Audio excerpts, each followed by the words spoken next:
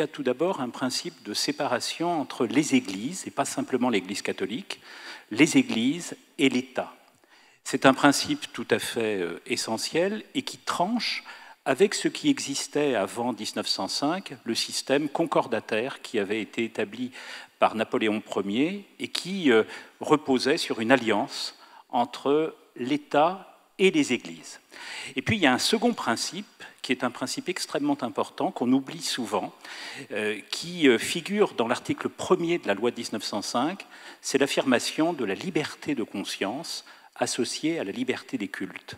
Être laïque en France, c'est bien sûr affirmer que l'Église doit être séparée de l'État, que l'État doit être séparé de l'Église, mais parallèlement affirmer aussi que chacun doit avoir, à titre individuel comme à titre collectif, la possibilité, le droit de croire et le droit de ne pas croire. Est-ce que la loi de 1905 a évolué? Est-ce qu'elle a changé depuis qu'elle a été votée? Il y a eu des évolutions internes à la loi et des évolutions qui sont venues de l'ajout de textes extérieurs, de textes exogènes. D'autres lois ont été ajoutées, des pratiques sont venues, des jurisprudences se sont mises en place, celles du Conseil d'État, qui ont d'une certaine manière reconfiguré la figure initiale de la laïcité. Lorsqu'on voit, par exemple, les propositions de M. Macron, il y a eu de sa part une volonté de réviser la loi de 1905 en essayant de multiplier, de renforcer en tout cas, les procédures de contrôle